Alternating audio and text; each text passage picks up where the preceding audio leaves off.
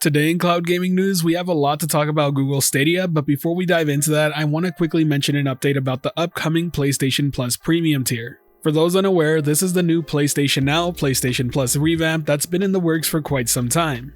The highest available tier to subscribe to is PlayStation Plus Premium. This is the one that will give you access to a catalog of PS5, PS4, PS3, PS2, PS1, and PSP titles. It also happens to be the one you would need to subscribe to get access to PlayStation streaming.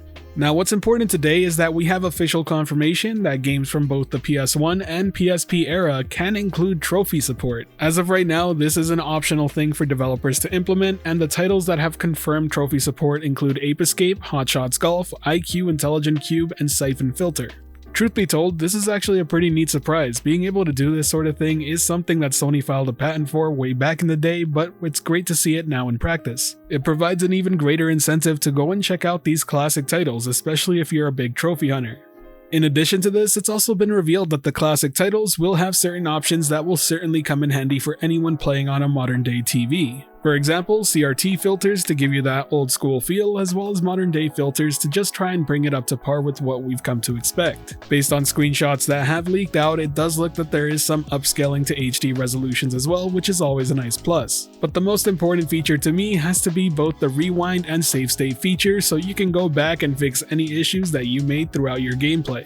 Honestly speaking, this is much more than what I expected out of the classic catalog within the new subscription tier, especially when you consider the fact that Sony execs higher up have always talked pretty poorly about backwards compatibility. I'm really looking forward to the subscription. I'm curious to test it out myself and give you my overall thoughts and impressions, but more than anything, I'm curious to see how it grows, because like it or not, this sort of subscription is gonna live or die by those updates. But with that out of the way, let's go to Google Stadia and break down some of the news happening on that front. In case you missed it last week, Outright Games recently held a video live event to showcase what they've been working on and what will be coming out soon. Within that stream, they confirmed a total of 6 games on their way to Google Stadia, and that includes the following titles: DC, League of Super Pets, The Adventures of Crypto and Ace, My Little Pony, A Maritime Adventure, Paw Patrol Grand Prix, LOL Surprise, BB's Born, Star Trek Prodigy Supernova, and DreamWorks Dragons Legends of the Nine Realms. As you can tell, these titles are primarily family focused, as they're games aimed at children, and that's because Outright Games specifically focuses on titles of that genre.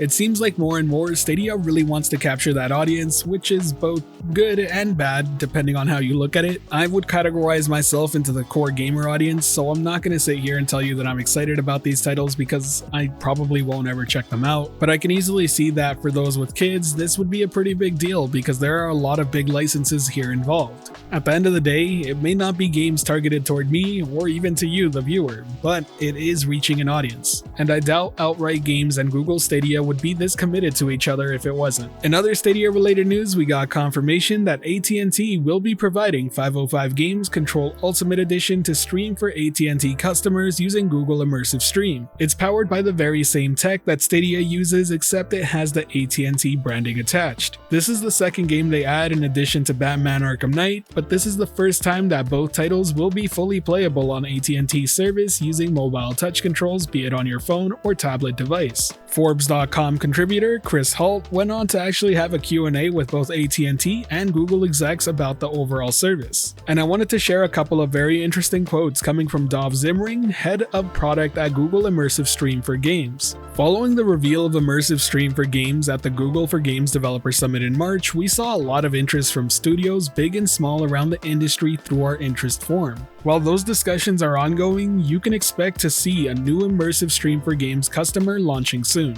The future of Immersive Stream for Games is rooted in our ability to offer studios the power and flexibility to deliver games content of every kind directly to their players. That can be full games like Control Ultimate Edition and Batman Arkham Knight that AT&T is offering today, or it could be offering trials, demos, expansions, subscription bundles, and even entire storefronts.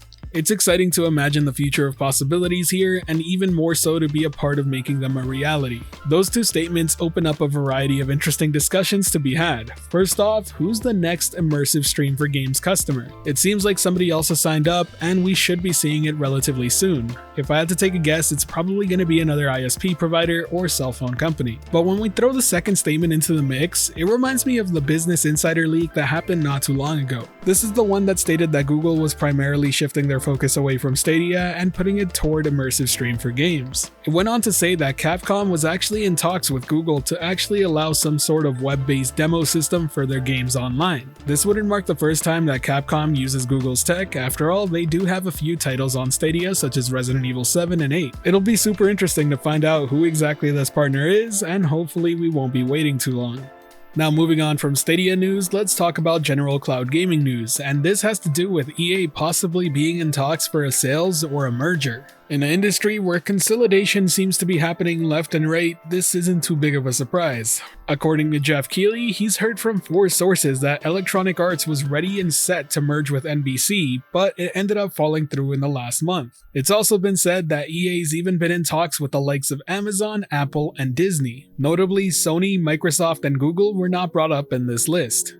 Frankly speaking, I can't say I'm too surprised. It seems like more and more consolidation is just the fact that's gonna be happening in the game industry. There seems to be no signs of it slowing down, and more we're starting to hear even more rumors prop up about other companies. In the past couple of months, we've heard rumors about EA, Ubisoft, and Square Enix. These are by far some of the biggest publishers in the industry, and we know that both Sony and Microsoft are committed to making even more acquisitions. At this point in time, it does seem like Microsoft may have to wait until the Activision Blizzard sale goes through, but Sony's been constantly repeating that they have a budget and plan for acquisitions of their own. In fact, they've been making a ton of notable hires specifically focused on acquisitions. Then there are the other tech giants, Amazon, who's currently looking to bolster their Amazon Game Studios and currently runs their Luna cloud gaming service, and then Apple, who's been rumored for quite a while now to be getting into the gaming industry. Better yet, now we're starting to hear of the likes of NBC, Universal, and Disney, who both, I'm sure, really want to use the IP to produce some pretty big hit shows and movies. It's simply getting crazy out there, and the potential list of buyers for these video game companies seems to be growing each and every day.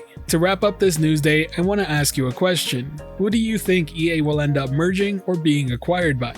If I had to take a guess, it'll be either Apple or Amazon. They seem to be in the position to leverage it the most.